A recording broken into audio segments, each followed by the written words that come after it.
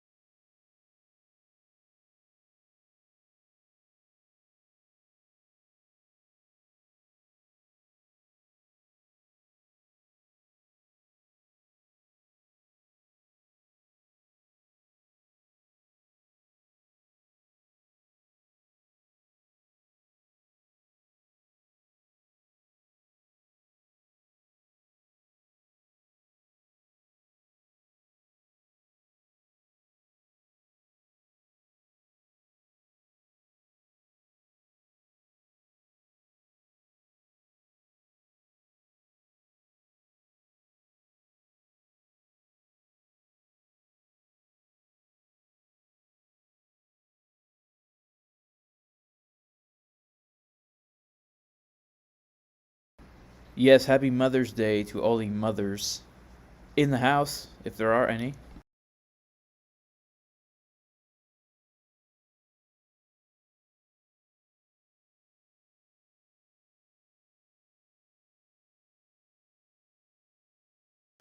Shout out to all my deadlifters in the house.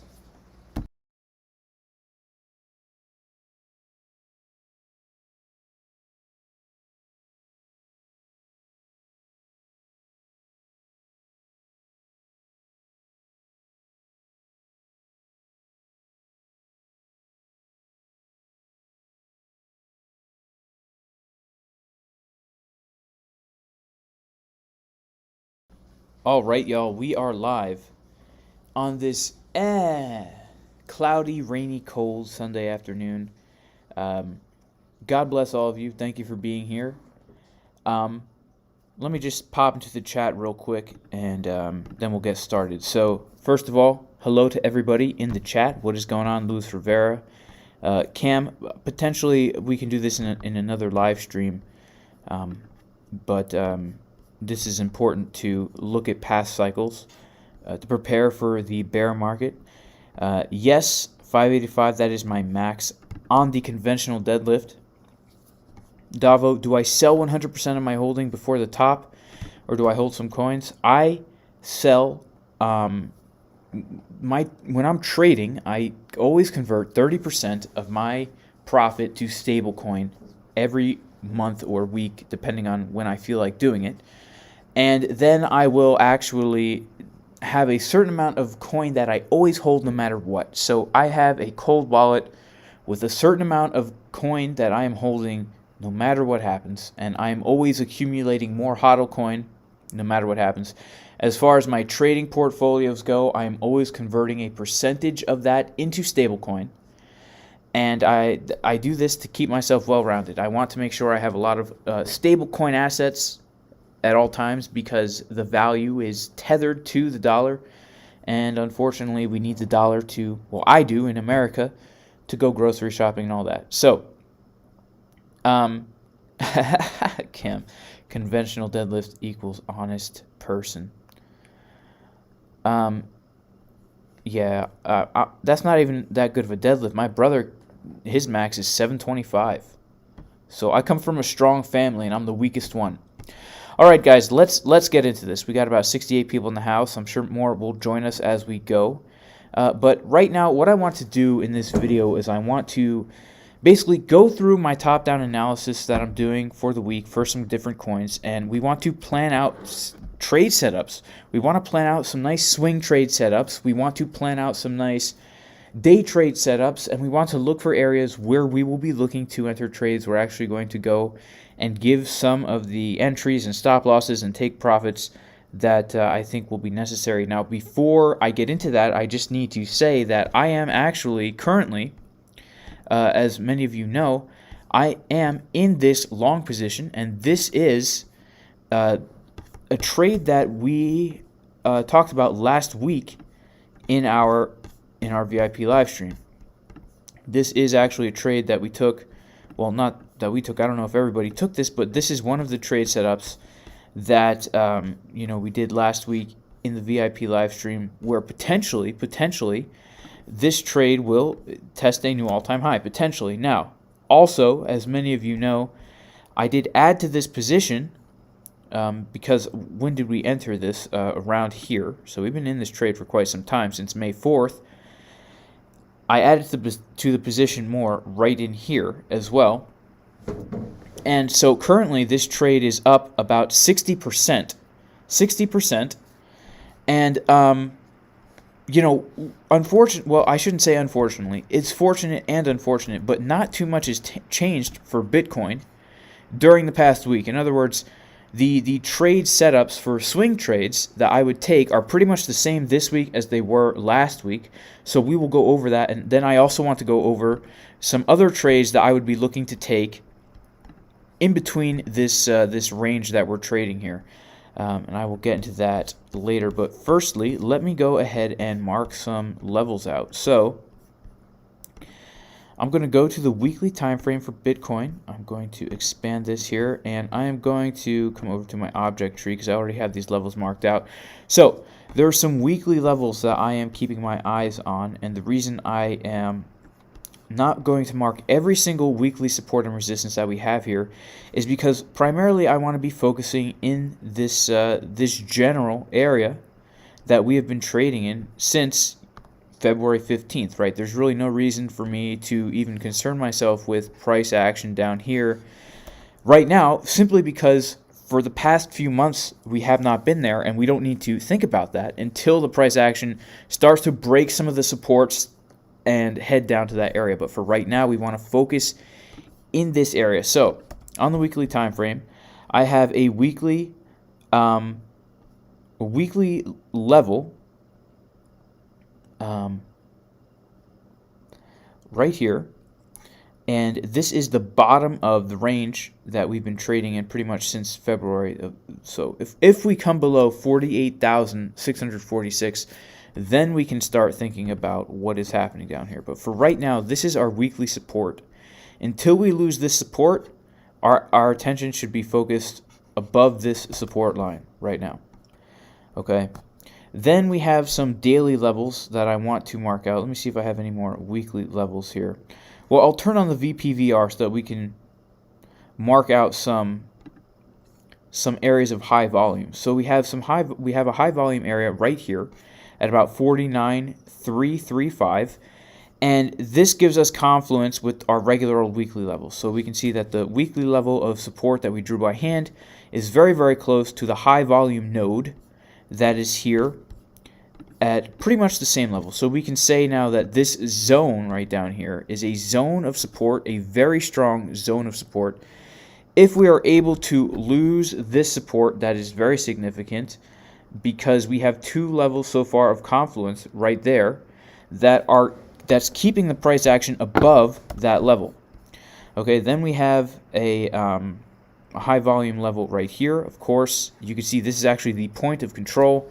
The most volume for Bitcoin since pretty much this entire bull run happened right here at $56,609. So this is also a very significant area of support, and as you can see right now, we are currently holding this level as support on the weekly candle. We wicked all the way down here on the weekly candle, and we were not able so far to lose that level. Now let me put on real quick just the countdown to the bar close So we only have 3 hours left in this week, guys. We only have 3 hours left in this week.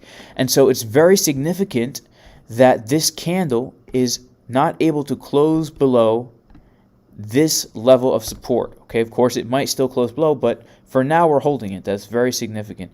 Okay, then we have a high volume node up here at about $63,218. You can see here on the weekly time frame, when we're looking at all this price action, pretty much from the beginning of the bull run, there's a spike in volume that's traded right around that 63.2K level. Even though we only have one weekly candle up here, this has more volume traded than down here at 61.9, and it's in this whole region above the weekly candles, there's more volume traded right here than there is anywhere else. So I'm going to mark that level as a significant level. And just so you guys can see how I'm doing this with the high volume nodes, I'm looking for spikes in volume, okay? When we're looking at our VPVR indicator, our visible range indicator, we have high volume nodes that are indicated by the spikes in the volume. So right here, we can see this is the highest area of volume that was traded in this entire section of price action that we have, going all the way back to, pretty much November, October, right? And then right down here as well, we have a huge spike in volume. And the spikes in volume are showing us that there was a lot of liquidity in the market. And we know that price will retrace to those areas of high liquidity because the market remembers that a lot of orders can get filled here. Okay, so then we have right here we have these volume levels. And so these are the weekly levels of support and resistance. You could say also that there is a weekly level here too, but I won't mark that because we already have these levels here. Of course, we have this level, this weekly level right here at about 58.9, and the reason I mark this as a weekly level is because coming back to here, we can see that the candle's perfectly open and closed, and then we have it acting as our resistance, and then we have it acting as our resistance again. Not only is this a weekly level, but this is also a high volume node. If I turn back on the VPVR, just watch this yellow line, you can see that there is a spike in volume right here. There's a spike in volume right here. We have a little divot in the volume, and then it comes back out right up here at the 58.9, so that gives us some confluence. It's a weekly level, and there's a spike in volume right there. And not only that, but we can see that if we turn on this fib from the swing low, hang on. Whoops.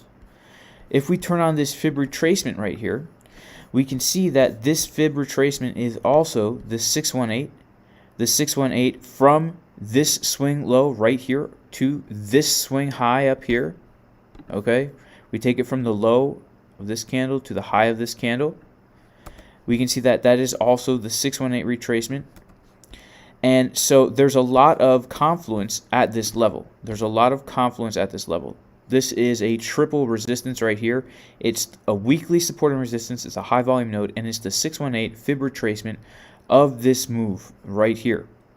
And fib retracements, guys, they work as support and resistance. So yes, on the way down, we would be looking to this for a bounce, but on the way up, we are looking to this for a resistance as well.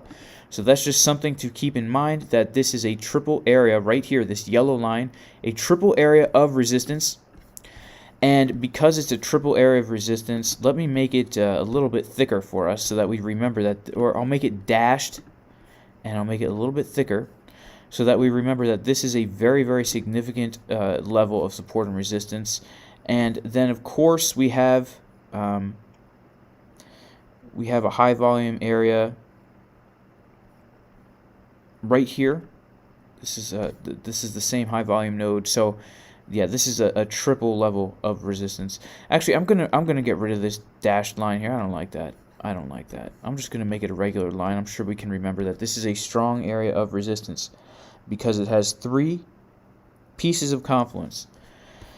Okay, we go to the daily time frame now. We'll go to our daily time frame.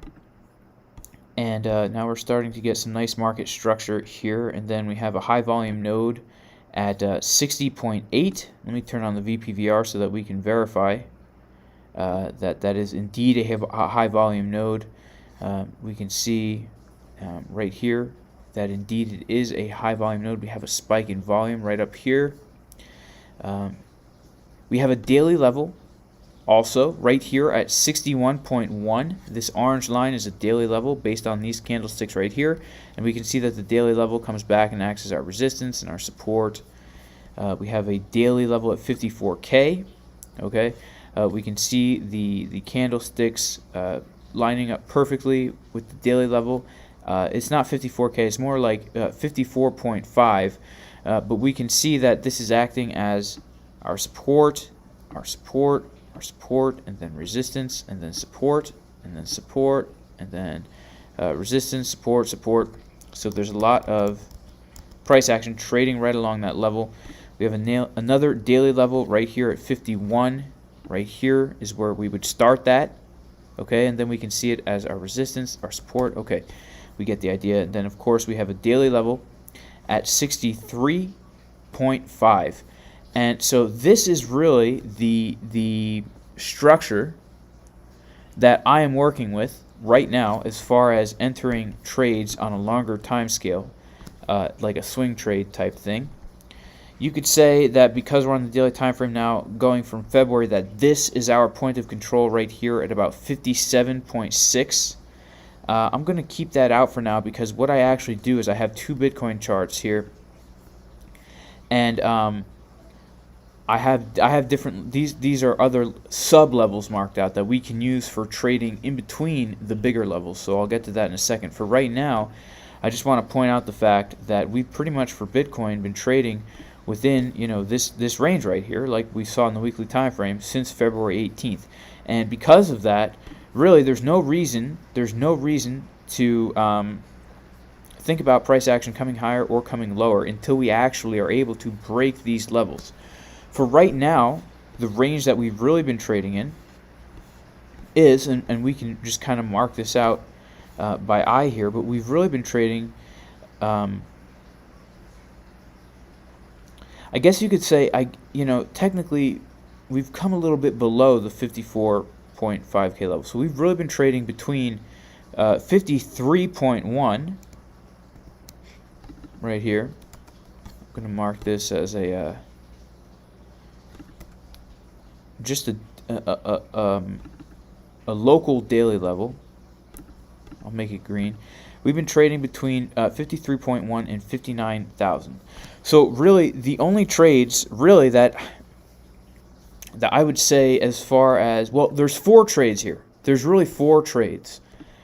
The first trade is one that, I recently just missed, right? The short from the $59,000 level over yesterday, and we could see. Let me turn on Market Cipher B here.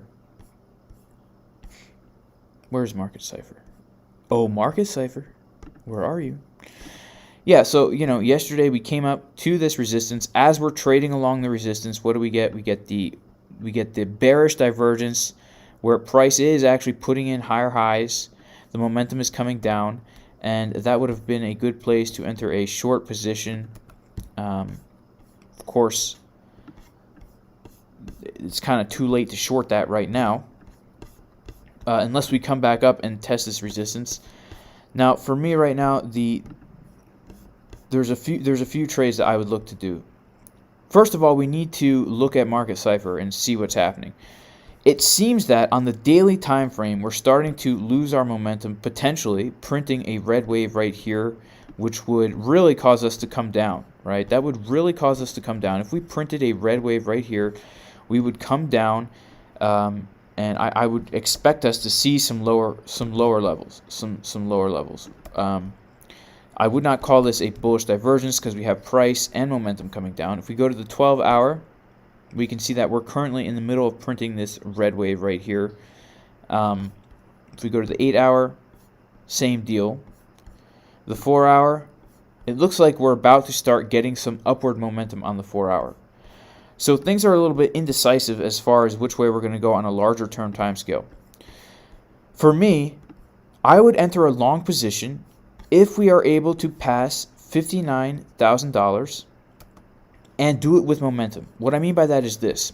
If we come up to this level and we're printing a green dot on the 4-hour time frame for Market Cipher B, then I would put a long position in here, right here. I would put the stop loss below the last swing low, wherever that might happen to be at the time, right? Preferably what we would want to see is we would want to see us come up, retest it, and then continue on upwards. And again, we want to see Market Cipher B confirming that we're actually going to go up. And then what I would do is I would set my take profits first at $61,100 because that is our next level of resistance. So this would be the first take profit zone. The second take profit zone would be up here at about 63.2, okay? I would be looking to hold this also as a swing trade. If we're actually able to come up and clear above this $59,000 level, that is extremely bullish because it's such a strong support. And I would be holding this as a swing trade. If we are able to come above this support, then I set my target up here. This resistance, I set my target up here. If we're able to come above this resistance, I would set my target up here. Now again, I'm not the biggest fan of trading breakouts because we need to be very careful that it's not a fake out. That's why we need to make sure that Market Cipher is giving us very clear direction. For example, when we come up to this resistance right here, this high volume node, as we're coming into this high volume node, we're printing a bottom on Market Cipher B right here on the 4-hour. So we know, okay, we're going to come up to the next resistance. The same is true down here when we're coming up on this 54.5K level. As we're breaking through it, we're printing that green dot on the Market Cipher B. And if we look at what happened here, we actually came up, and let me zoom in. We came up, we got the retest, and then we came off.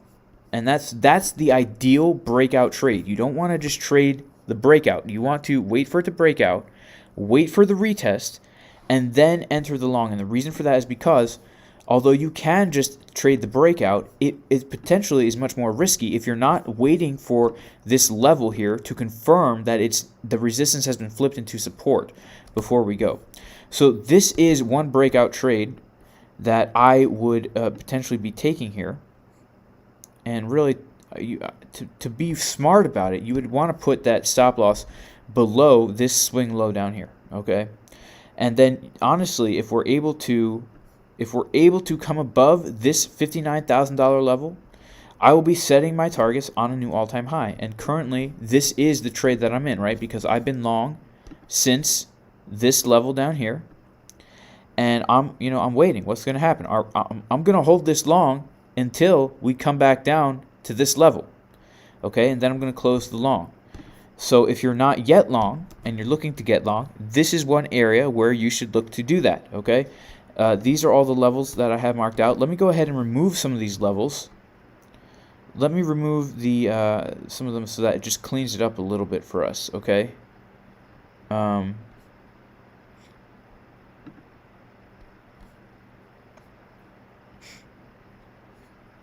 Okay, that's clean enough.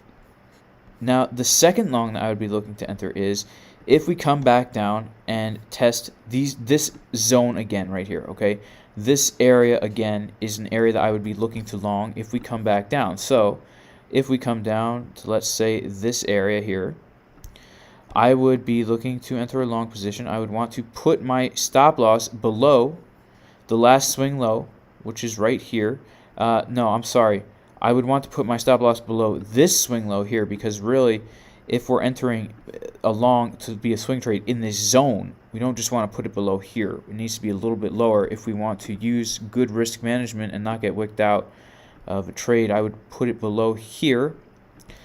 And same kind of deal, if price does continue to reject off of this resistance and make its way down to this support region here, and we confirm that now we've flipped support. I'm sorry.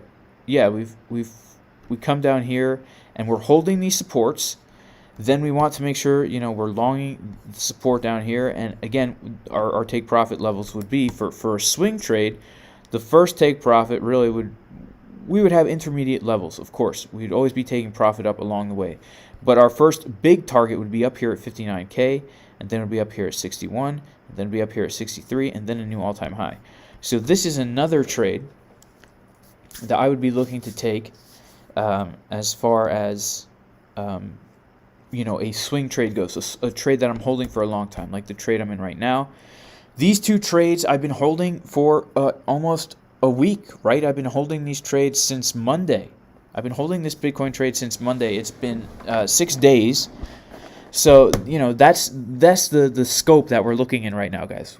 Not necessarily a trade that you get in and get out, but a trade that you're holding longer term. Now, as far as shorts go, like I said, it would have been a good short to enter right up here at 59K. If the price happens to come back up to this area, okay, then look for another rejection. And if we get that, then I would be looking to short it from here. I'd put my stop loss. I would put it above 60K.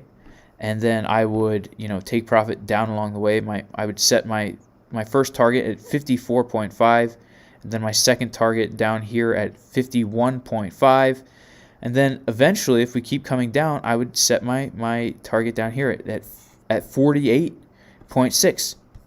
This would be a really good short position. Another good short position is if we notice that we come up here and we come here and we get a rejection off of that $61.1 thousand level, then we just would short that, right? And really all we're doing here is we're shorting resistances and longing supports, because honestly, guys, that's the way to do it. I mean, just look at how the price action moves over time on the 4-hour time frame. There's lots of volatility here. There's definitely is a lot of volatility here. So I entered a trade right here last week. It came down. Well, actually, it first came up, as we see. I took some profit out. Then it came down. And then it came up, taking profits out, come down, comes up, take profits out, comes down. Is it going to come up more? The volatility during a swing trade doesn't matter as much. It's hard for people to stay cool during those trades. But really, as long as you're taking profit out along the way up, you don't really have to worry about it. This would be a great short to take right here from this daily level at 61. We know it's also a high volume node. What would we be looking for? Well, we'd be looking for price to come up to this level, and we'd be wanting to see something very similar to what we see right here, right? We want to see price come up to that level. It's acting as resistance. We're seeing Market Cipher B look like it needs to cool off on the 4-hour. On the 1-hour, we want to come down and we want to see, okay, we're getting the divergence downwards, okay? We might not have this much time to prepare. Keep that in mind. We might not have that much time to prepare. Right here, for example, the short, this was a short that actually we took on Monday as well from this same resistance right here. The reason we took that short, we had much less time to do it, but we're coming up to the resistance. Market Cipher B is giving us a red dot on the hourly.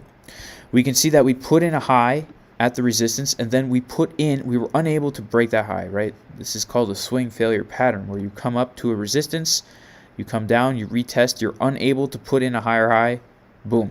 That triggers your short position. So that's what we would be looking for at that 61K level. We want to see that we are putting in, that Market Cipher showing us momentum's coming down, and that we are truly respecting this as a resistance. If we come up here and we're printing green dots on the hourly, if we come up here and we're printing, it looks like we're about to form a bottom on Market Cipher, stay away. Don't short that. We need to use confluence between our levels and Market Cipher. So, going back to the higher time frames, this is another trade that I would be looking to enter, of course. And then as far as other shorts go, you could say that honestly, these are the only two shorts I would really be looking to take right now, is the 59 and the 61. If we reject off of here and we come down, as far as swing trades go, I would not be looking to, I would never enter a swing trade and swing short on the way down. That's just not how I roll. I would only enter a long when I see that we're finding support. I would only enter short when I see that we're finding resistance, and then I will trade a breakout if I see that we are getting the retest. You could, potentially, if we come down and then retest this and reject, short that, but I would not feel comfortable shorting that. So those are really the three trades that I would be looking to take for Bitcoin as far as this week goes. And now for intermediate trades, right? Like day trades, what should we be looking for? Well, I have my chart right here. Let me go to the 1 hour. Actually, let me go to the 4 hour. Now, this is a trade that we took in the Discord from last week that I posted, I think, on Thursday when we came down here and got the bounce off of this level. Basically, these are levels of support and resistance that I have marked out on the 4 hour time frame based on volume and support and resistance, and I think that these act as good intermediate levels for us to trade. So I can mark these here on the other Bitcoin chart. So for example, about 58K right here. I would actually, let me come down to the 1 hourly time frame here, the 4 hourly time frame, and let's turn on our VPVR, because really what we want to do, if we're trading like intraday, we want to find good areas of good entries, right? We want to find good entries. So we can mark, perhaps some levels of support and resistance in between this range here, so that when we come to those levels, we can look for divergences and enter trades. So let me see. Where's my VPVR indicator? Here it is. Let's look for some areas of high volume. Well, clearly we have this right here. This is the point of control for this local range that we have right here. I don't know why I have this marked, but we also have a high volume area right here. We have a high volume area right here too. And then as far as the local range goes, right, the 53.3 is the low of the range.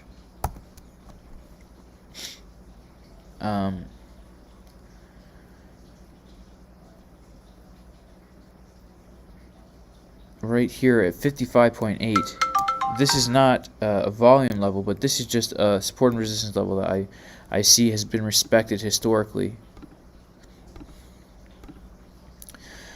So these are some levels that we can look to enter like scalp trade or day trades off of, right? Like right here we have this high volume node.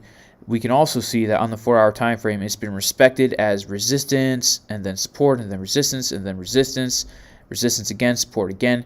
And so, we can come here and let's say, for example, that price is coming to this area. We would look for a short off of it, right? Or if price is coming down to this area, we look for a long off of it. If price is coming down to this area, we'd look for a long of that. So let me mark these out what they are. So this is the value area low of the range. Basically what that means is if we're looking at a piece of price action and we see that the VPVR indicator gives us this highlighted volume here and then it turns faded, the highlighted area is like the range, and we can use these areas as support and resistance. So that gives us even more confluence here for the 59K level. But really, it's the point of control, which is the highest volume price for that any given range. Then you have the low and the high. So I'll mark out the low and the high. And just so you guys know, the value area low is 53.2.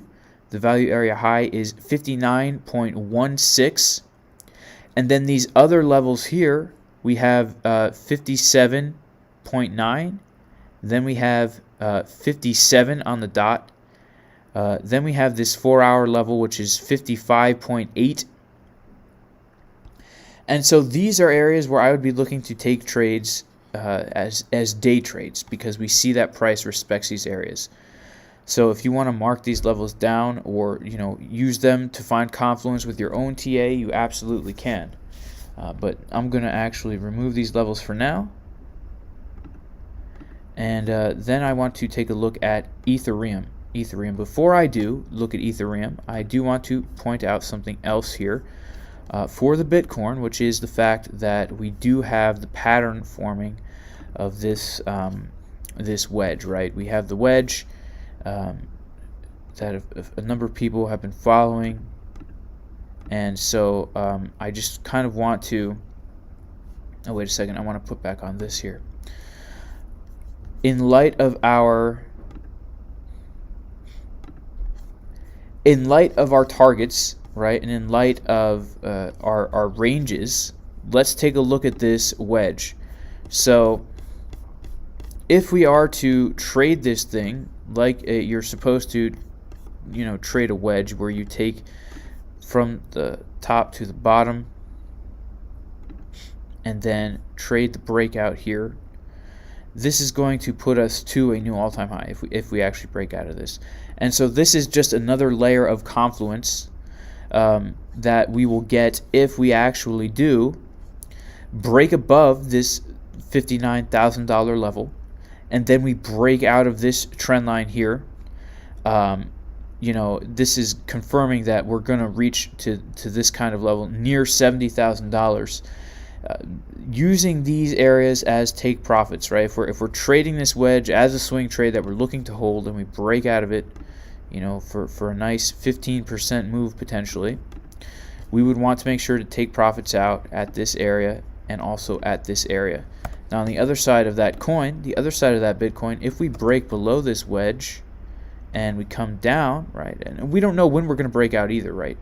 So here's something else. We could keep in mind, guys. Keep in mind that if we break out of this this $59,000 level, we might find some resistance on this trend line as well. Just something else to keep in mind. So with that in mind, you might want to see that we come up, reject off the trend line, find support on the horizontal level, and then come up. That's something just to keep in mind. And of course, if we break below and we fall out of this thing, well, then we're coming back down basically to the bottom of our range right here, right? So you can see there's a lot of confluence looking at this pattern alongside our horizontal levels of support and resistance, right? Of course, right now on the 4-hour time frame, things are looking very bullish. Things look like we're about to print this green dot.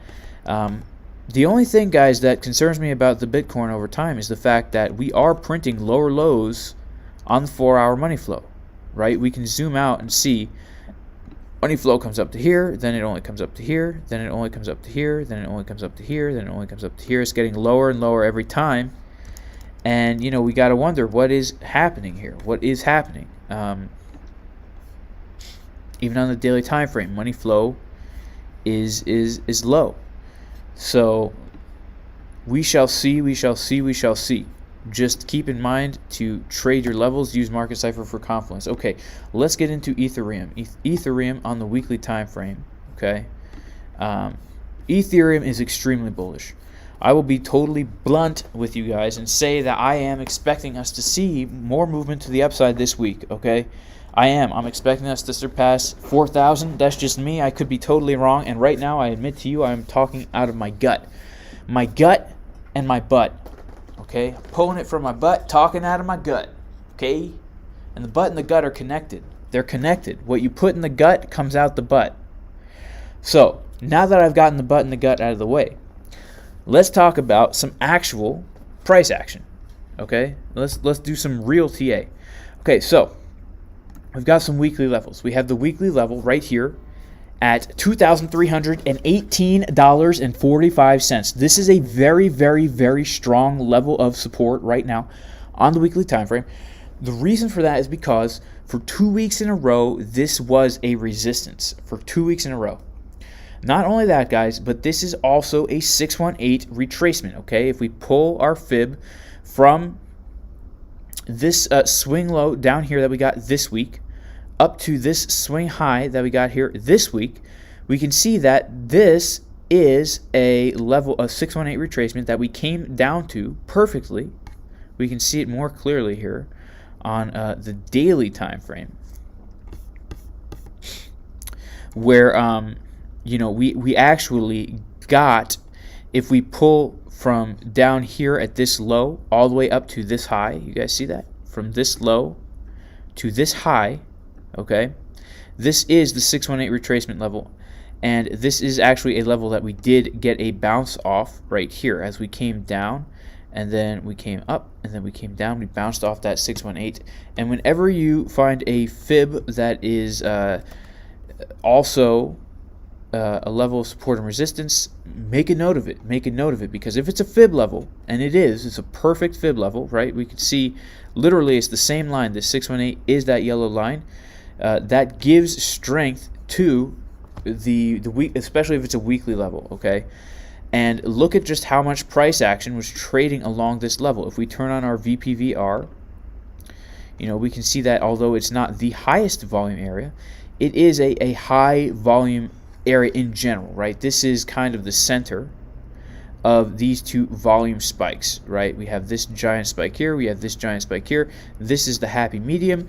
This was the center point of, you know, this range that we were trading in for a number of days, okay? So this is a very significant level of support, and it's a level that I am looking to enter a trade. Now let me just say, like I said, I do believe Ethereum is going to continue upwards, but that being said, if we happen to get a crash, something that happens often in cryptocurrency, I would definitely be keeping my eye out on this level, okay, to enter a trade. Now, something else that's very significant, when we look at the weekly time frame, we can see that we were trading below this trend line as resistance. It actually becomes much more clear if we go to the daily time frame here.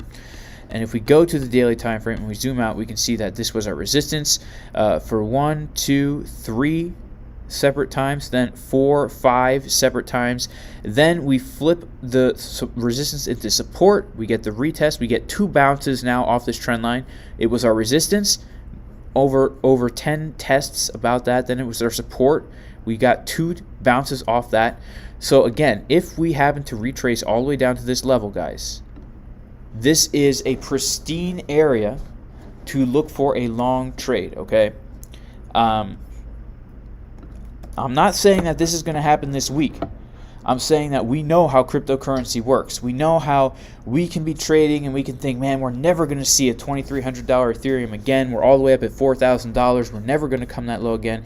Guys, you know how this stuff works, right? That if we come down, that is a 40% correction. That is not unheard of in a bull market. In fact, that's healthy in a bull market. We know Ethereum is getting quite overextended. This is the weekly time frame, guys. Okay, we cannot continue like this forever on the weekly time frame. We need to have some kind of correction. Whether it's going to be down here, I don't know. I'm going to talk about different instances that we should be looking for. Okay, so let's mark out some other weekly levels. Of course, we have this weekly level down here at 1686. That was actually the year that George Washington's father... No, I'm kidding. I have no idea what happened that year. Okay, so we have that right here. Down here also, we have our high volume node, our weekly point of control. If we turn back on our visible range, we can see that this is the point of control. If I turn that off, you know, we can see that white line. So this is just to give us reference, guys, that some very, very significant areas of support are here and here. Now, I'm not saying we're going to get there. I'm just saying if we ever do get here, guys, you know, it's a significant level. Okay, let's see what else we got going on here. If we go to the daily time frame, okay, here we are at the daily time frame. We have another high volume node right here. That's the point of control on the daily time frame. This gives us another layer of confluence, guys. This gives us lots of confluence, okay? This is the weekly support and resistance level. It's a 618 retracement level, and it's a high volume point of control on the daily time frame, okay? Again, and it's a trend line. So note this area, 23, you know, between 2279 and 23, around this zone, around this zone right here is a buy zone if we ever come down to there. Then we have the daily level of 34.82 and 35 cents. We have this other, okay, we already have that there. Let's see. I think that these are all the significant levels that I have marked because my other levels are all fib extension levels. So, just based on these levels, okay, right now I'm already long on Ethereum. Okay, it's up 148%. This is my second trade of the week. I had another Ethereum trade that was up over 200%. I closed the whole thing out. I don't know why I closed the whole thing out, but I did.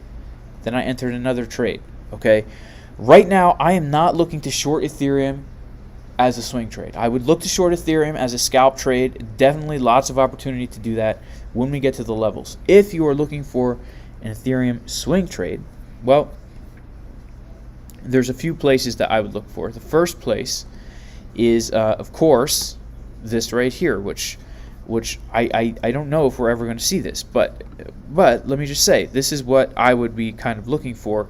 If for some reason we do get a 40% correction, it does, maybe in a few weeks from now, 3-4 weeks or so, or maybe we have a catastrophic crash.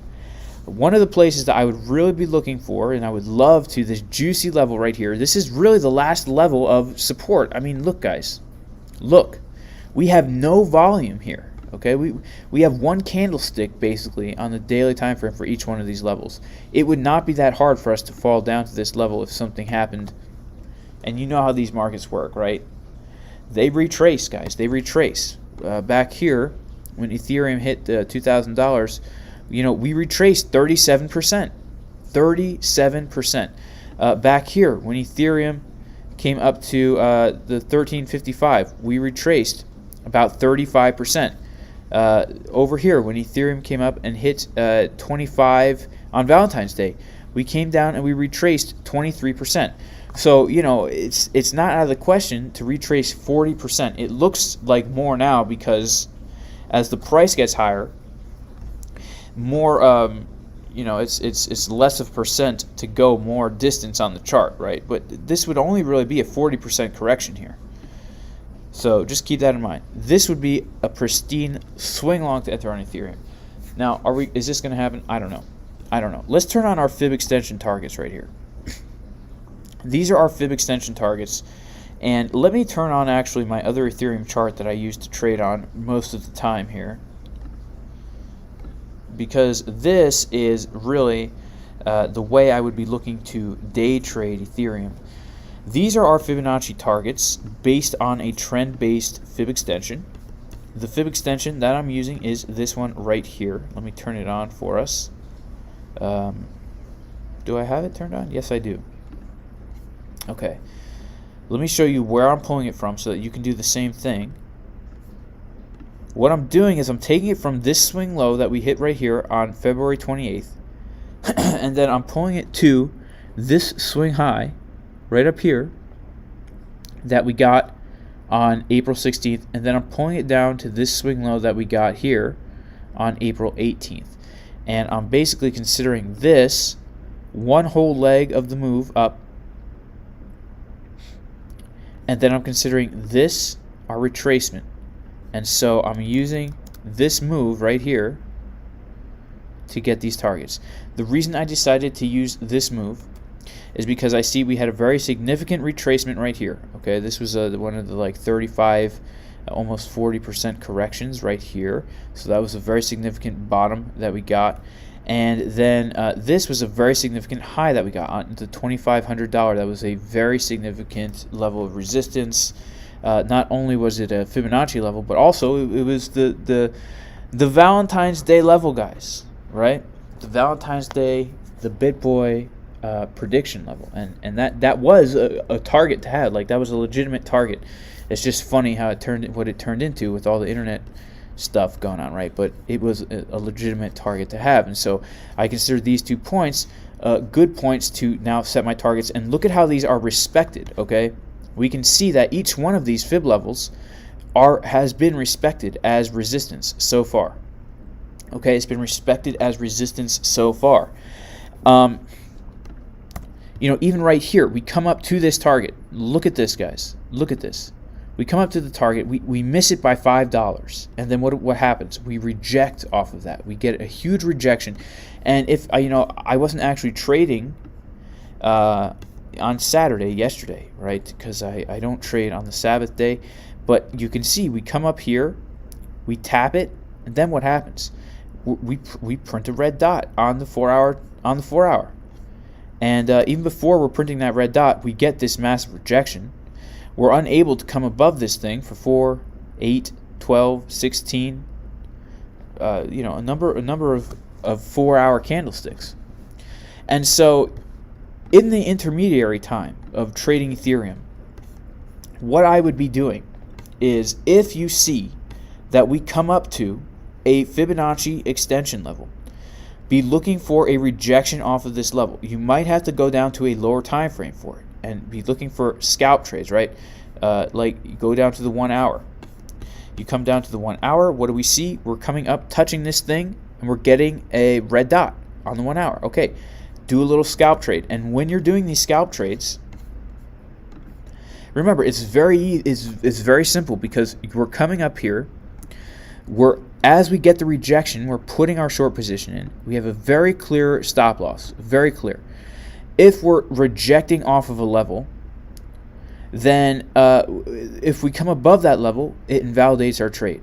And then we can set our take profit, down to the next fib level. But obviously, we need to set levels of support and resistance on the way down. So how do we do that? We look to the left.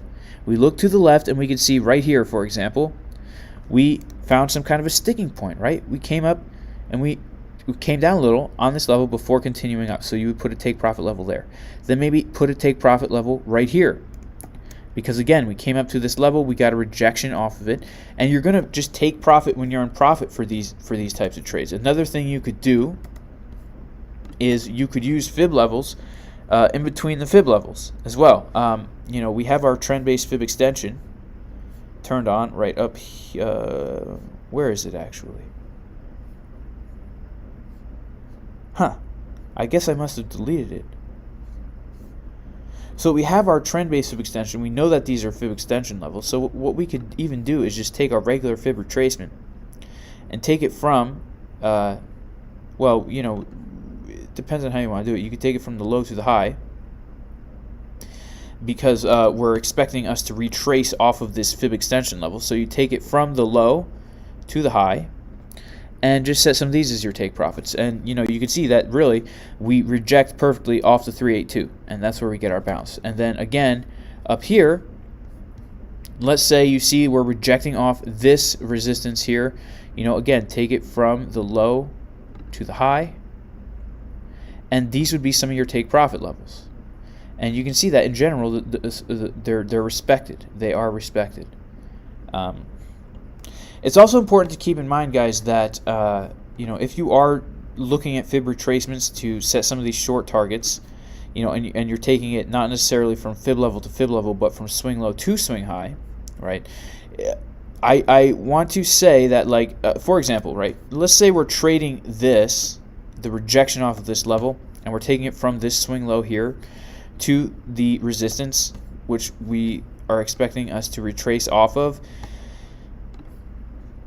When you pull your fib from the swing low to the swing high, in an uptrend, in a powerful uptrend that is going to continue, it's very much likely that you are going to bounce off the 382. Extremely likely that you're going to bounce off the 382. If you lose the 382, then we're probably going to come down to the 618. If we lose the 618, it's actually probable that we're either going to consolidate for a while or the uptrend is over. So that's just something to keep in mind, guys.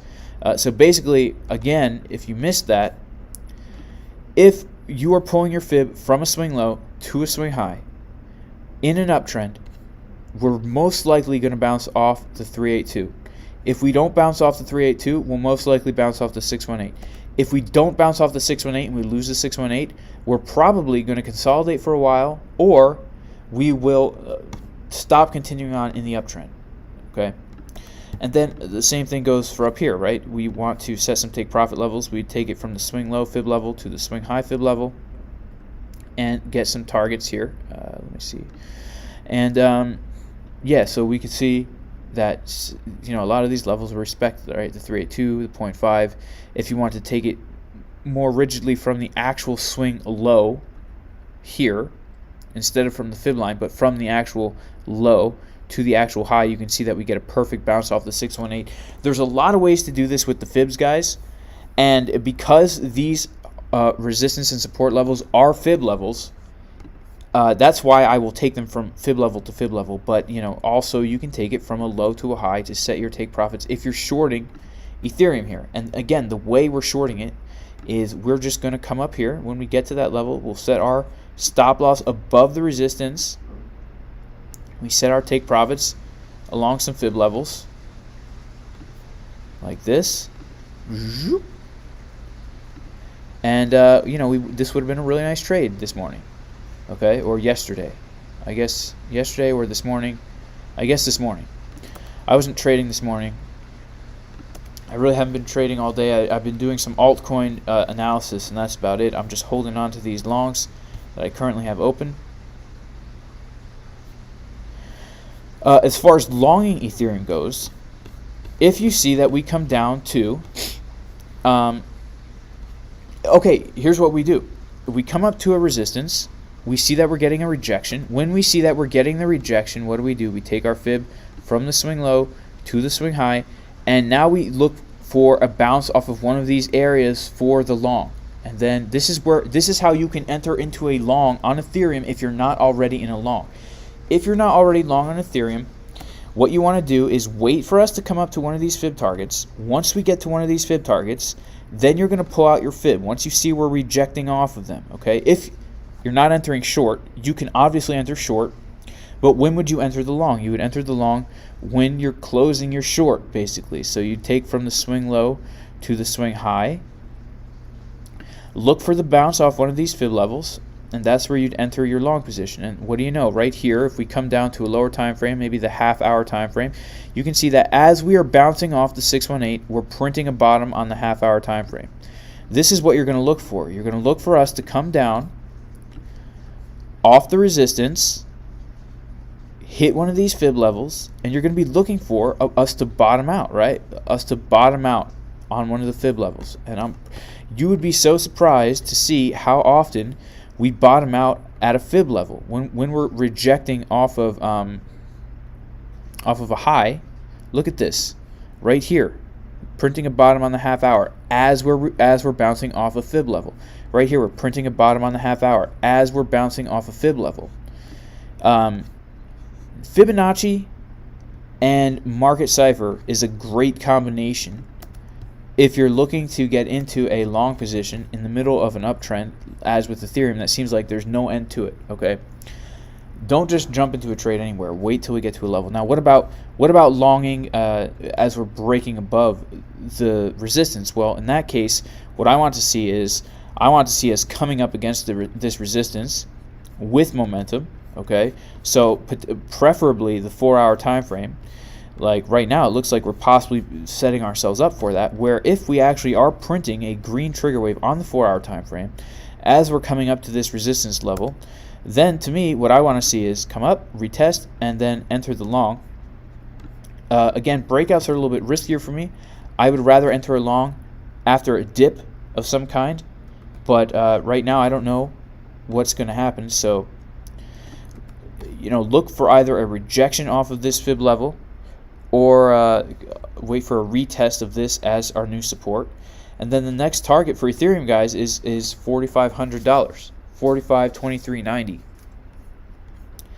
So this is my next target that I'm looking for right here, and it looks like the 4-hour is about to give us that boost of momentum. The money flow is very thick on Ethereum, still getting thicker. I'm super bullish. I'm very bullish on Ethereum in general. The 2-day looks like it's about to cool off, okay?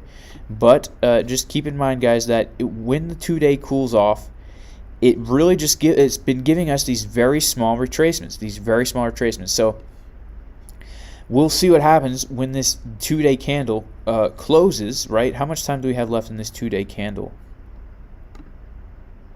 It's about halfway done.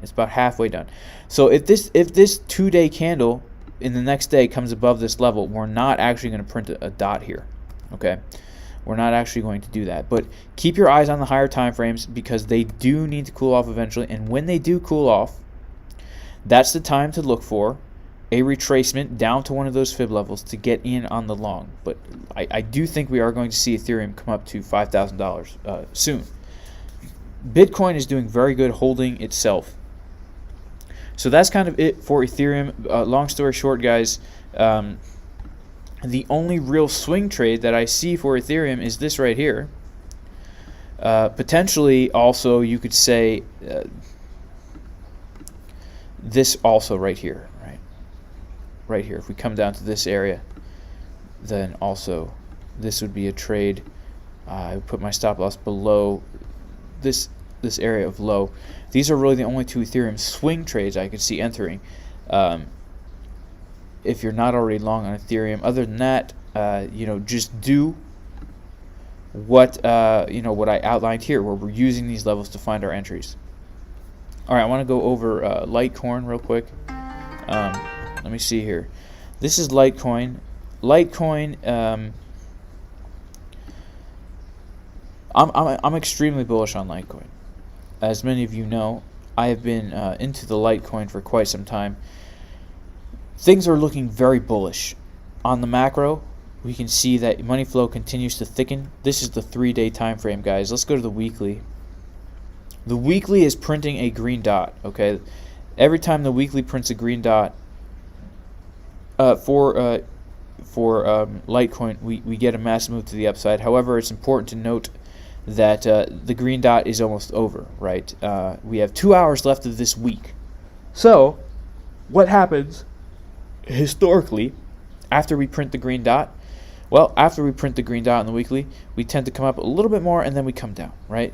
So it wouldn't surprise me, guys, if we come up a little bit more and then we come down. Last time we printed the green dot on the weekly, we came up 34% and then we came down, believe it or not, we came down 40% almost. So it wouldn't surprise me if we get some kind of large correction for Litecoin here. Let's see. We have the weekly levels. We have this weekly level right here of $269. We have this weekly level right here of $221. Let's go to the daily time frame.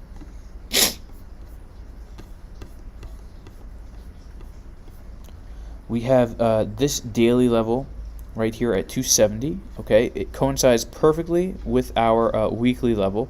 And not only that, but it's also a 618 retracement. This is actually a 618 retracement, which we can see right here. If we pull our fib from this swing low down here to this swing high right here where we got the rejection, we can see that this is also a daily level, a weekly level, and a 618 retracement level. So keep that in mind, guys. This is a very significant level for Litecoin, $270 or dólares, or however you say that in Espanol. I forget. I'm so bad at Spanish. Even though I'm Cuban, my family, they didn't teach me Spanish. They raised me 100% gringo, and yeah, it's a shame. So we've got this level right here, triple support. Let me make a note of that. It's a weekly plus a daily plus a 618 retracement. If we turn on our visible range, we can see that although it's not really whoa, Charlie. What just happened here? Even though it's not the highest volume level, we can see that there is a lot of volume there compared to many other places above it, right? So really, once we start seeing significant volume past this area up here, we're coming into that area. So this is a very strong zone right down here. A very strong zone of support in this area, right in this box. This is if we are looking for a retracement so that we can get into here. This is a very strong area, right? If we are indeed going to reject off the top of this, right? Because on the daily we're getting the red dot, right? Last time we got the red dot on the daily, what happened? We came down in the retracement. We're getting the dot on the daily. Are we going to come down? I don't know. We very well could. So that's why I'm planning this out like this. The last time we got the red dot on the daily, what happened? Well, we came from the swing low to the swing high, and we got a bounce pretty much, not perfectly off the 618, but we really got our bounce off this weekly here, but it was off the weekly and the 618. So it wouldn't surprise me now if during this consolidation phase that, you know, we could take the swing low to the swing high, that we get our bounce off the 618, the daily and the weekly. All right, and a high volume node. There's just a lot of confluence there. I'm not saying it is going to happen. I'm saying if you're looking for a great Litecoin swing trade, that would definitely be one to take. Let me see what other. We have our daily level there. We have our daily level here. And we have a high volume node right here. Okay, so as far as Litecoin goes, these are the swing trades that I would be looking to take. First of all, it's very possible that we won't, you know, I'm assuming that we're going to retrace here. Okay, this is the assumption that I have. And the reason for that is because we're getting the red dot in the daily. Yes, I know the VWAP looks like it's going to print up and we'll get another green dot right here. That could very well happen. But keep in mind too, guys, that when we're getting to the top of these momentum waves, you know, even if we come up a little bit more, it's only a matter of time before we print the red dot, right? I'm assuming we're going to retrace soon. If we do, the two areas I'd be looking to enter a swing long is right here and right here, because these are both levels of high volume.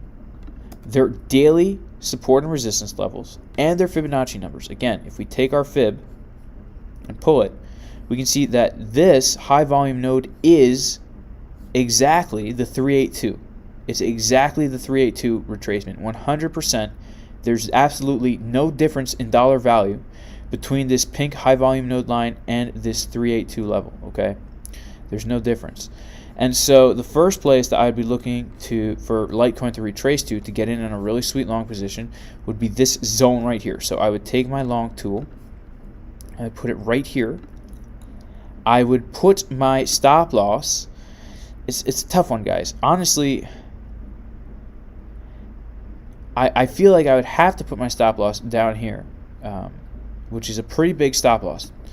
But the reason for that is because we really don't have any other areas of support. If we wick down below this, we don't have any other thing to stop us besides this area right here, right? This weekly daily level in the 618.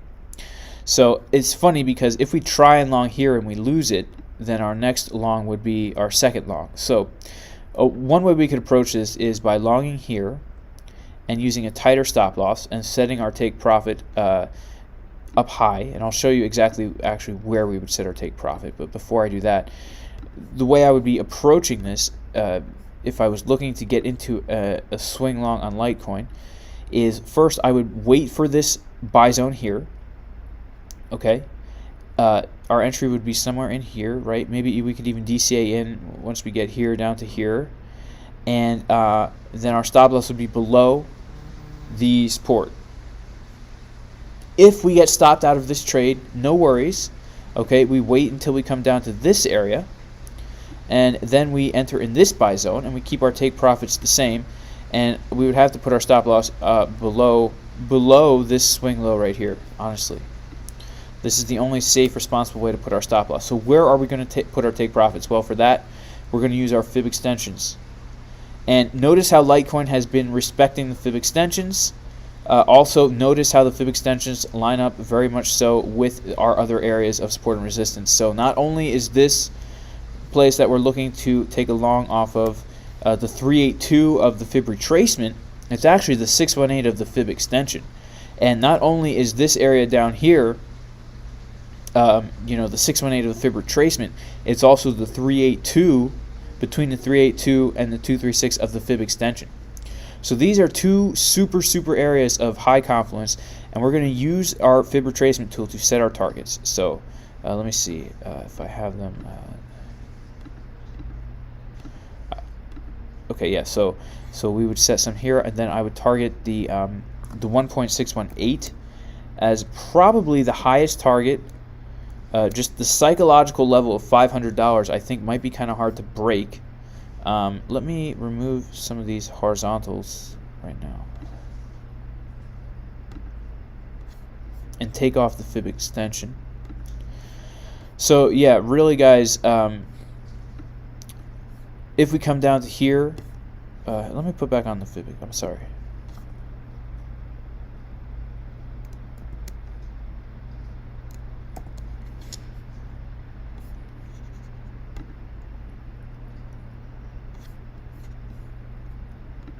This would be my first Litecoin trade. First of all, I would look to enter right here. If we get a bounce off of that level, I would put my stop loss right under here. Actually, I put it down here. And I would target up to, these are my take profits. First take profit, 377. Second take profit, 420. Third take profit, 476. I would take most of my position out by the time we got up here and let it ride. I feel like that 500 level is going to be psychological, and we're going to reject off of it. My second trade would be basically the same trade, except we would look for that lower entry, bounce off the 618. So we would enter in this zone right here. And obviously this would be the better trade because it has the potential to get us 100% profit. It has a 4 risk to reward ratio. So this is very good for Litecoin. And again, in the intermediate short term for Litecoin, we're going to take the same approach that we would take for Ethereum, where we're going to look to long and short based on our fib levels, based on our, these are fib levels. We're going to, when we see that we're rejecting off of a certain level, we could take our fib from a swing low to a swing high and then look for a bounce off of one of the fib levels to look for a long. If we're going to short, then we'll wait for Market Cipher to show us the downward momentum at one of these levels, and we set our take profits using the fib retracement tool.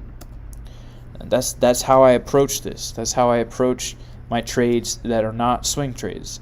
I do it level to level, and I use Market Cipher for compliments. All right, let's talk about ADA per special request. ADA per special request. Okay. Starting the weekly for ADA. Let's mark out some levels here, guys. Let's mark them out. Now, clearly ADA this past week has pumped, right? We have gone to pump city. It ain't no secret that this is a weekly level, okay? A weekly level of support and resistance right here. Let's turn on our visible range. And let's see what else we got there. Okay. Okay, we've got that. This is a high volume node right here. Make that hot pink, because volume is hot. It's hot pink. That's the point of control right there since February 15th. Okay.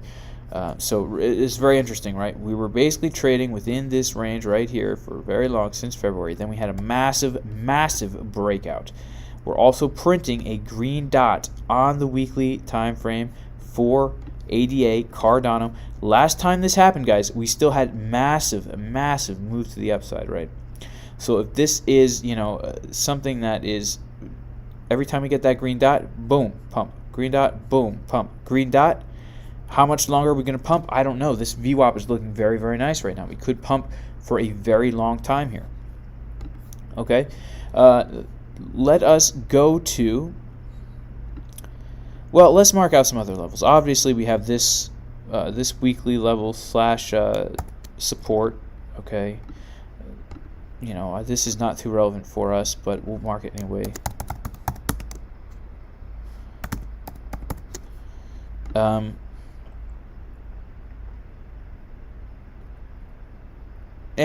won't mark that. This right here is our major. If we're breaking below this, guys, we have some issues to address as far as our trading plan. If we're breaking below this, then I would short ADA, but I don't short ADA. I actually don't short ADA. Let's go to the daily time frame here. So on the daily time frame, okay, I would put a daily level right here.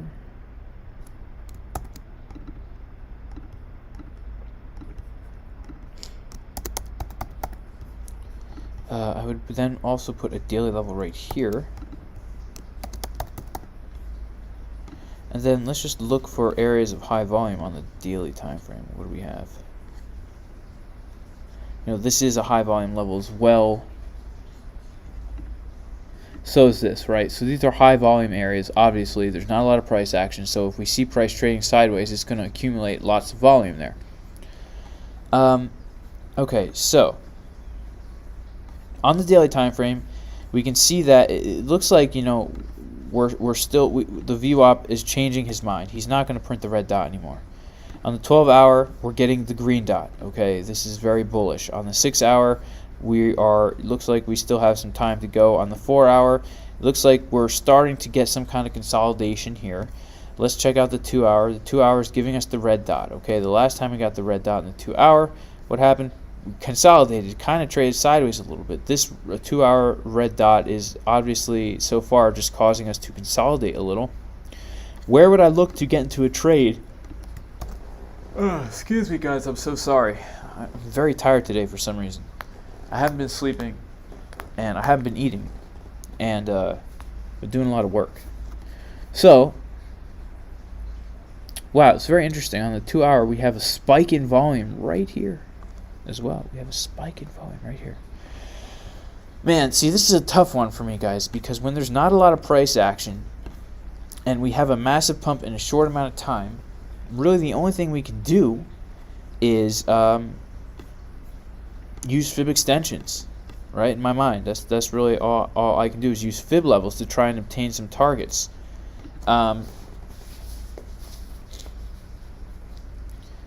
So obviously right now the first area of support that I see here is this line right here. So I would be looking for us to come down and get a bounce off of here, and look for, you know, the bullish divergences on Market Cipher as we're coming down.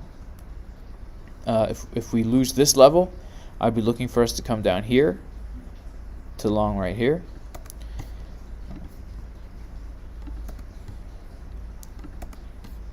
Let's pull out our fib, and let's just say that, well, let's pull it from, hang on, let's pull it from this swing low right here to this swing high right here.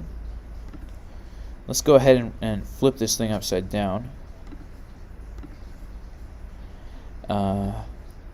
This could potentially give us some targets. Potentially,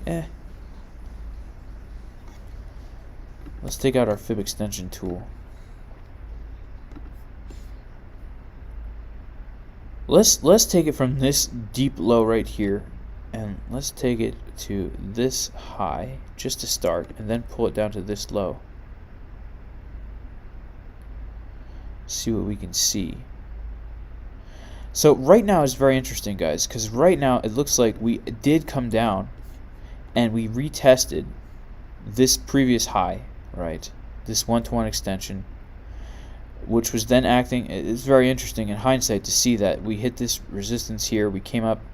This was acting as resistance again. You guys can see that massive purple wick that came up, and then it got flipped from resistance into support right here. So about 2 hours ago would have actually been a really nice place to enter Cardano, because we were getting this clear bounce off of the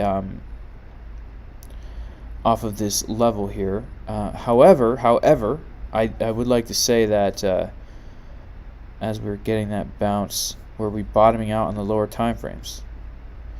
Yeah, you could say that we were. You could say that we were. If we go down to like the 12-minute, as we're getting that bounce, you can see that we're very clearly printing the bottom on the 12-minute.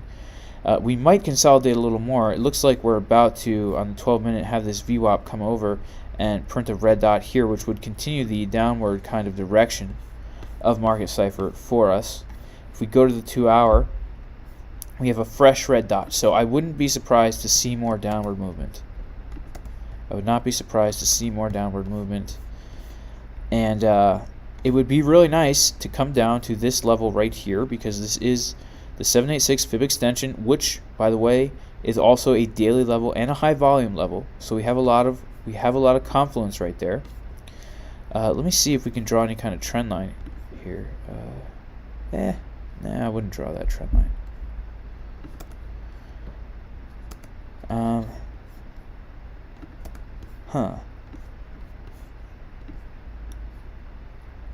Yeah, it would be really nice, guys, if we could come down. Yeah, look at how nice this would be. We would come down, we would bounce off the 21 EMA 4-hour high volume node daily level 786 fib extension, and that would let's just say that actually we do also come down to that level, and let's say we're rejecting now, and this is the high. Let's just say that we've already put in the high.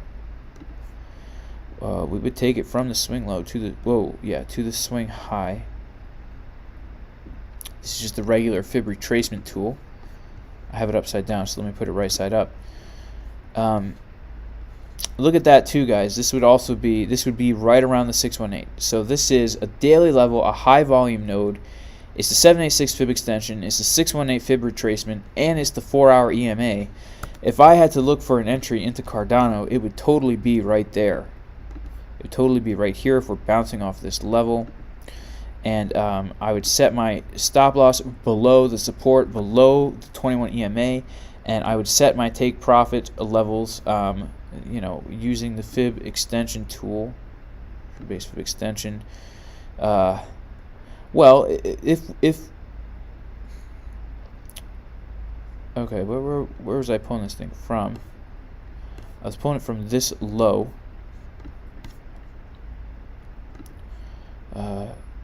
Was I pulling it to this high?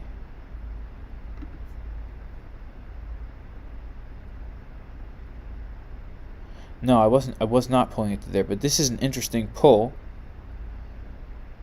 because it's showing us that we're finding resistance on one of these levels. Let me pull it from here to here to here. This is very interesting as well. If we do that, then I would probably set my target to the 1618, which is right around $2.30, give or take. I know it seems kind of crazy for now, but I don't think it's that crazy. Of course, you take profit along the way up, but if we really did enter here, then we could take profit here, take profit here, we could take profit here, and then just keep taking a little out on the way up. And if we're going to actually do this like a swing trade, then what you can do is, as you're taking profits out, you can put them back in when we're getting to those levels of when we're getting to these take profit levels, and you're seeing that we're rejecting off of here, you take some profit out, and then when you see we're getting the bounce, you put some profit in. And again, the way we're going to find those bounces is simply, we're just going to go to a lower time frame, like maybe the 24-minute, and when you see that you're rejecting, you're simply going to take your fib retracement tool from the swing low to the swing high, and you will set your wait for us to come to one of these levels, and wait for us to be forming a bottom on Market Cipher as we're getting the bounce, right? That's how you know we're actually going to bounce. Like this purple candle right here, if we zoom in, we can see that the purple candle looked like we were getting the bounce, right? Looked like, oh look, we're getting a bounce, right? But look, the VWAP was pointing way down. It's not until we're actually printing the bottom, clearly printing the bottom, and it probably is even more clear on the 12-minute, that we're getting the real bounce off of here, right? When the wave is really starting to cross over right before that dot prints. That's how you're gonna do that. So that's it for Cardano. I'm personally super. I'm holding Cardano. I'm really holding Cardano. Let me pop into the chat here, see if we're still on stream. Are we still on stream, guys? Yeah, we're still on stream. Isn't that cool? Shout out to Memory Man. Thanks for being here, Memory Man. My guy.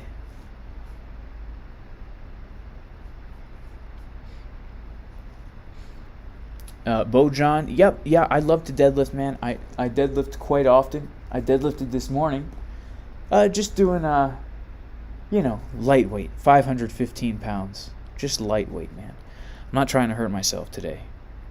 I I didn't have a lot of time to work out this morning, so I was doing singles on squats and then immediately doing singles on deadlifts. And so whenever I do that, it's a one-way ticket to Snap City, which is worse than Dump City. Because if you go to Dump City, at least you can make your gains back when we go to Pump City.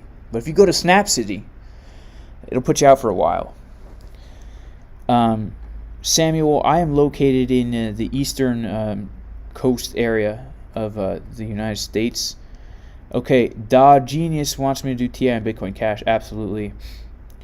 Samuel, can I show the modifications to VPVR? Absolutely. So the VPVR indicator, all I do is I set it to 200 row size and value area as 70, and then I just change the colors to purple and blue. That's it. This blue right here and this purple right here. Nothing fancy, guys. Shout out to everyone who does the same.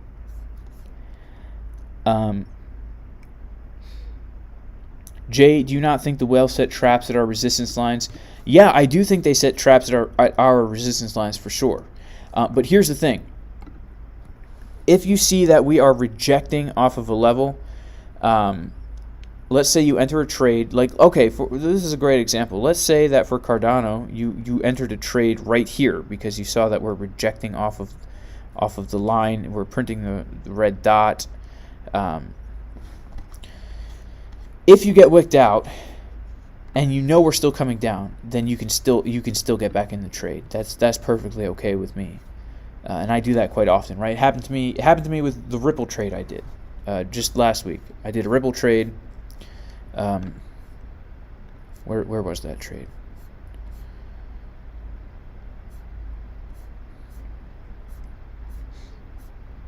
I don't know now. Can I even find that Ripple trade? Oh yeah, it was right here.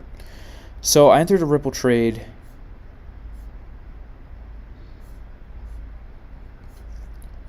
right here.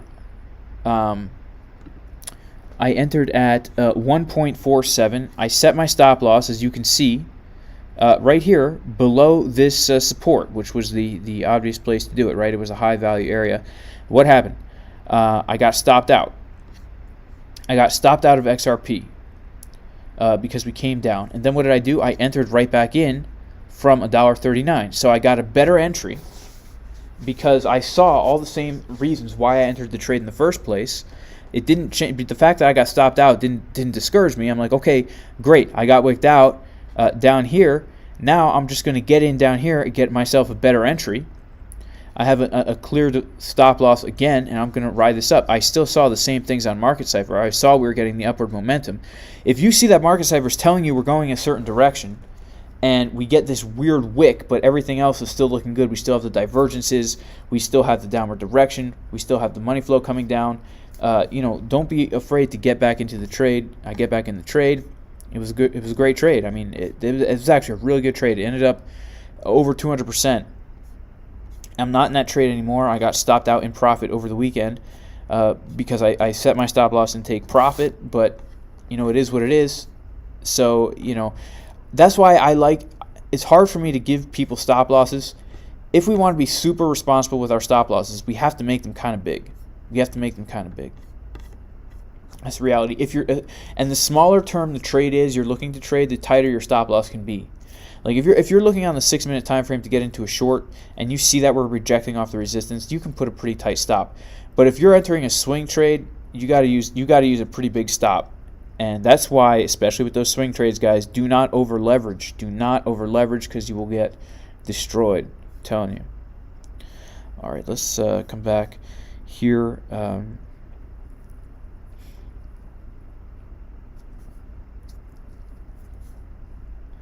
No credits left says, hey Jason, TradingView tip.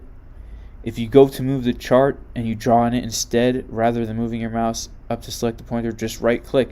Oh, that's cool. I didn't know that. That's a great tip. Is that true? Oh yeah, look at that. Look at that. Yeah. That's kind of awkward for me though, because I have a Mac, so I have to I have to 2-finger click it. But thank you for the tip. Okay. What do I think of the new Market Cipher DBSI? I like it. It's a nice confluence. I'm sorry to hear, Jack Pim, that you got wicked out on KuCoin this morning for ADA USDT. That's not cool. Let's check it out for Jack Pim's sake. ADA USDT on KuCoin. Wow, look at this thing. Look at that wick. That is one crazy wick. Let's see what it looks like even on the 1 minute time frame here. Wow, look at that. Yeah, you know, it's weird stuff, these wicks. Sometimes the candle factory puts too much wick and not enough wax. Not enough wax. I'm sorry to hear that that happened to you. That is a crazy wick. I guess you were shorting that. Wow, that's a 4% wick. That's crazy. I prefer Binance. I only use KuCoin if I have to.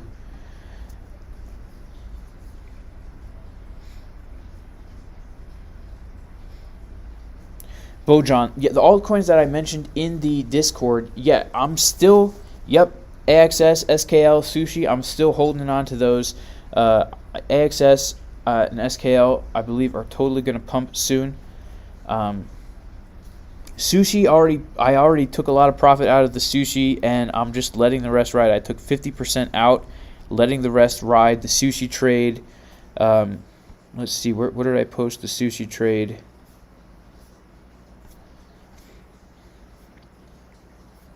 This is BNB Sushi. So right here, I took 50% out of my Sushi trade right here, and I moved my stop loss to break even, letting the rest ride. Then the Sushi BTC pair, which was a different trade that I took here, we hit 2 take profits, and again for this trade I have moved my stop loss up to the entry. And you know, I don't know. I do think this thing is still going to pump. I do, because we had this massive falling wedge here. So let me check on here. Agar's Burzins wants to know, do I still use low leverage? Okay, so full disclosure, guys. Full disclosure. I advocate using low leverage. I use lower leverage than a lot of people, especially for my swing trades. But lately I've been using a little bit higher leverage, and the only reason I've been using higher leverage is because 2 reasons. One, I am leveraging my my capital, right? I'm leveraging my capital. I'm risking the same amount of capital overall, but I'm putting it into more coins. And so that was really weird. I just got a weird text from somebody. I'm spreading it out along more coins. I'm still risking the same amount, but I'm upping the leverage a little bit so that I can enter more positions at the same time. And that's really what leverage should be used for. You shouldn't just use it so that you can put 100% of your account on a trade and 10 times it. You should use it so that you're leveraging the amount of capital you have in order to have more equity available to enter more trades. And I've been doing that more lately. And there's a number of reasons for that.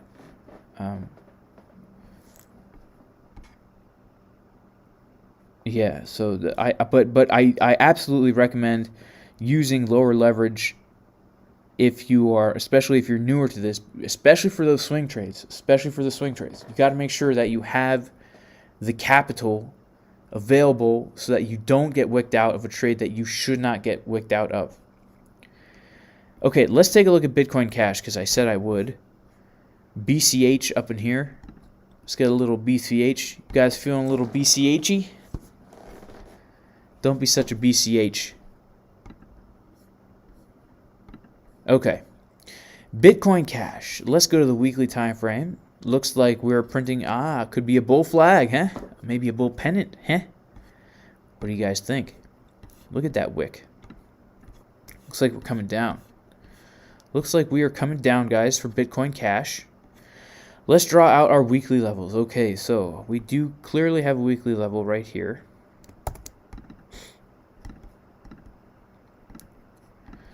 We also, I would say, clearly have a weekly level right here.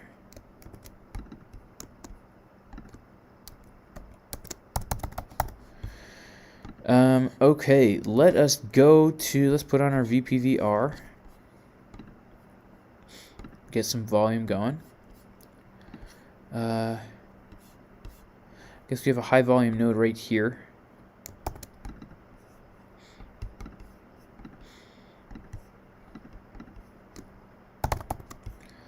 And I don't know, guys. What do you think? I can't really see because of this.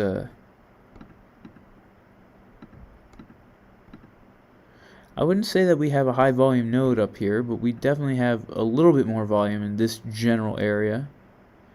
But not too much to write home about. I'm not going to write home to my family from wherever I am just to tell them about that little spike in volume there. Go to the daily. The daily is giving us quite a spike right up in here. Let's do this. This is definitely a high volume node.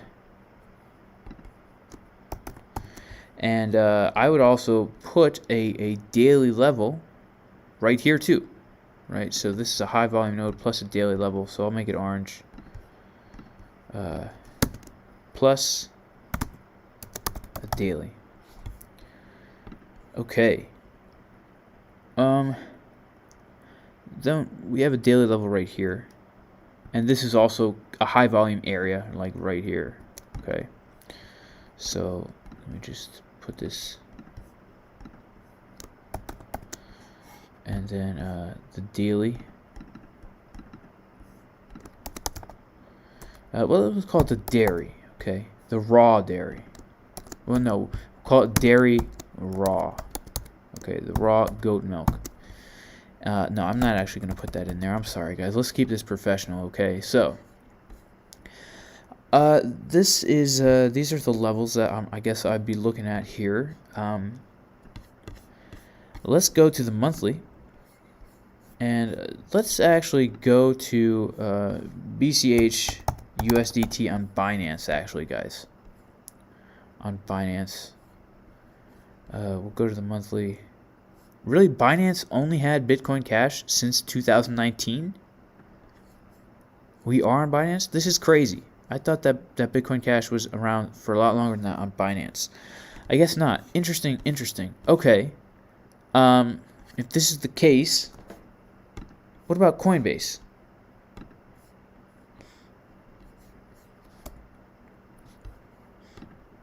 Aha, here we go. Now this is more like it, guys. This is more like it. I remember when this happened. Do you guys remember when this happened? When Bitcoin forked and we all got, like, however much Bitcoin we had, we got Bitcoin Cash too? I remember that. I had all this Bitcoin Cash. I was freaking out. I didn't know what to do with it. I'm like, should I sell it? Should I keep it? You couldn't sell it. Coinbase wouldn't let you. You ended up keeping it anyway. And I don't know. There was all this fear that Bitcoin Cash was going to be the new Bitcoin. I don't know. I didn't know what I was doing back then. I didn't trade crypto back then. I just hodled it. I was into Forex and stocks way before I was into crypto. They didn't have margin trading for crypto or anything like that. But I think they started it right around this time on Binance, but we didn't have Bybit for sure. I forget if we had Bitfinex. I don't know, but I get off topic. I digress. You could say, guys, right, that we have a giant cup and handle, right? You could say that. Right? Could you not? Just throwing it out there, guys. Just throwing it out there. You could say we have a giant cup and handle here. If it's true that we have a cup and handle, we are at the neckline right now. And if it's true that we have a giant cup and handle, that would put our target all the way up at a $2,500 Bitcoin Cash. Is that so crazy? I really don't think it is for this bull market. I don't think it is for this cup and handle to play out. This would be our neckline right here. And then, kaboom, we can come up and hit our target right up there. Now, let's go back to the weekly, okay? Let's keep in mind that this was our cup and handle target up here. And let us remove this, and let us remove this. And we'll just remind us that this is the cup and handle target.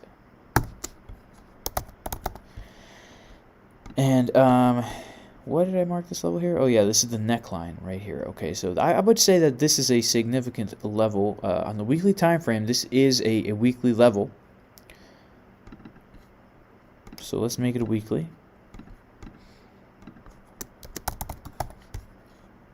And then, yeah, we have our other weekly levels, as we already know, like down here. And we know these are also generally high volume areas. Okay, so let's go to the daily. I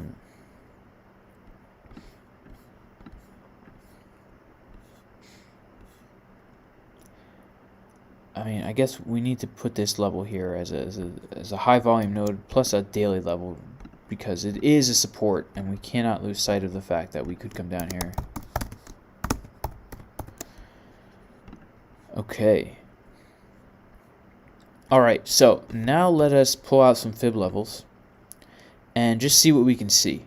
First of all, if we actually are rejecting off of here, and we're printing the red dot on the daily, where should we be looking for a bounce? Well, I would say we should be looking for a bounce from one of these areas right here, preferably the 382.5 or the 618. If we come down to the hourly, let's see what we can see. Well, it looks like we're already starting to bottom out and get our bounce here, to be honest with you guys. It kind of looks like that. We have a very strong upward pointed VWAP.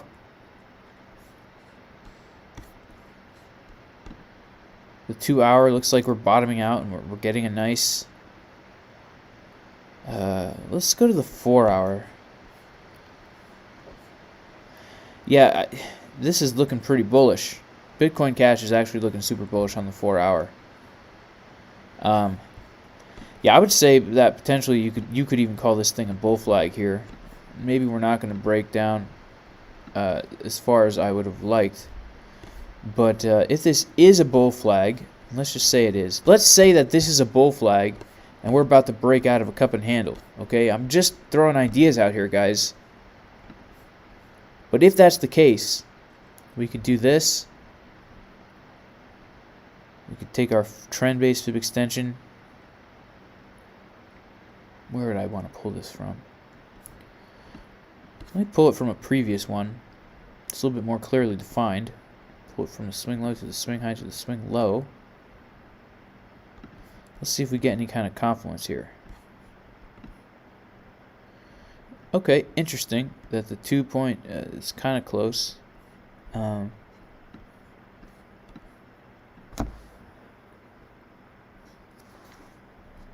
me pull it from somewhere else.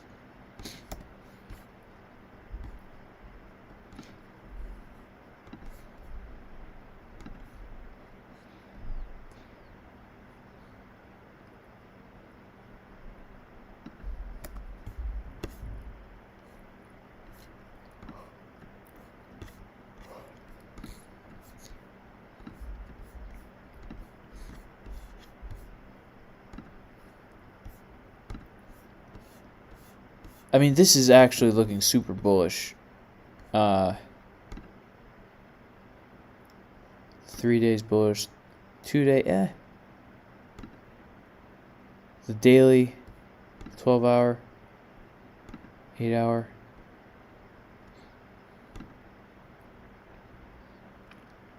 I mean, the 6 hour, does the 6 hour not look super bullish, guys? I mean, we see the money flow getting thick. We see the VWAP pointing up. Let's turn on the RSI indicator, the crown RSI control zones indicator right here. I mean, this is looking actually pretty bullish on the 6 hour, like we're about to cross over. Go to the 4 hour. It's also looking pretty bullish, My only thing with Bitcoin Cash is right now, I feel like I don't have a lot of good areas to like set targets from.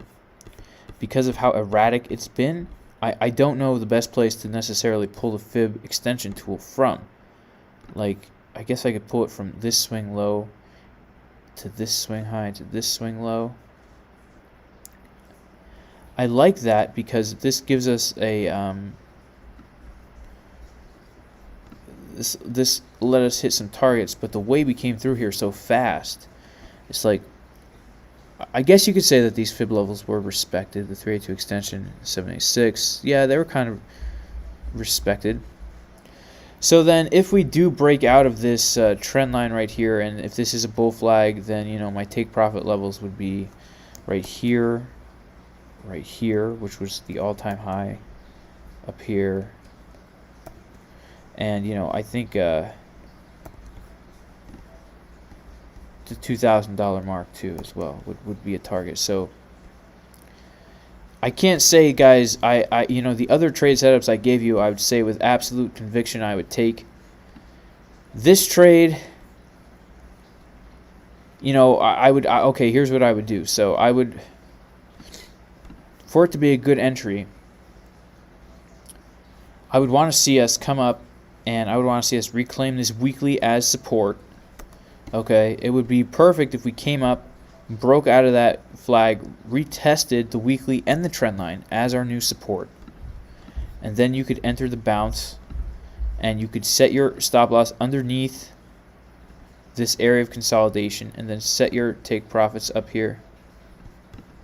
Set your take profits. This would be a 44% gain, still a 4.66 risk to reward ratio. This, I think, would be the best trade that I would look to enter if we break out of this thing. If we break down from this thing, then I would be looking to, you know, other areas of support and resistance, which down here, honestly, this zone right here, between this point of control and this weekly level, this would be another great place to long Bitcoin Cash. So this is the first one up here. And then the second one would be down here, where I take this thing and we enter here. I'd honestly have to put the stop loss below this area here, but then we would set our same targets all the way up to the $2,000. And really, if we are trading this as a cup and handle, guys, you could just keep a little in here for the moon, which would give us a great entry right here, right? Give us a great entry. This would be a great trade if we came all the way down to here. And really, we don't have much. We have nothing keeping us. You know, we have no price action. Right? This is just like a day of price action. Just one daily candle. That's all we have. This massive candlestick, this blue candlestick, just coming through. Doesn't care who's in the way at all. Okay, this thing is so massive. It takes literally up the whole screen. Literally the whole screen, guys. Like, I'm not even kidding. Okay, look at that thing.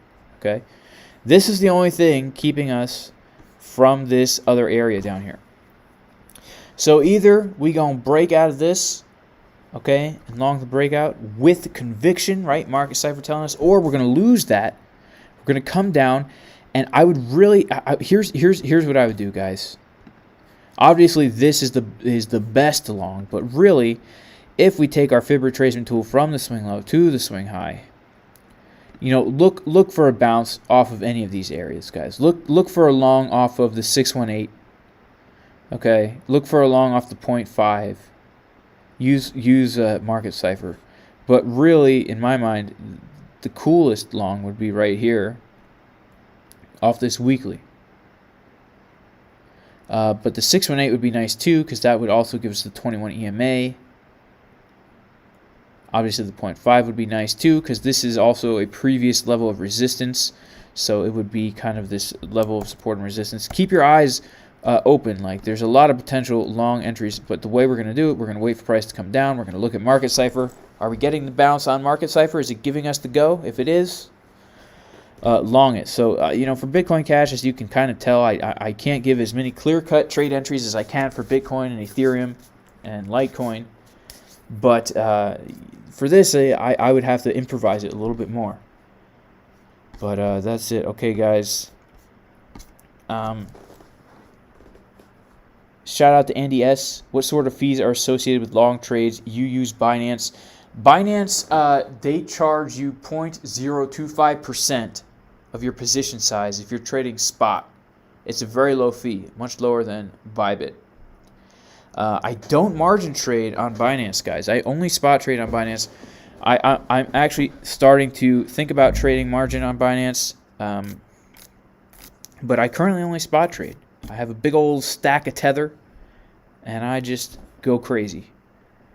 CHZ looks bullish. Yes, I agree. I have a big old bag of it. I've been waiting for it to pump for like a month and a half. Okay, guys, I appreciate y'all being here. I have to cut the stream. It's been about 2 hours. Really appreciate you guys being here. Yes, may the Lord bless all of you in the name of Yeshua the Messiah. Let me know if you have any questions in the live stream channel. I will do my best to answer them later on tonight. And I will see you guys, Lord willing, in the next stream tomorrow.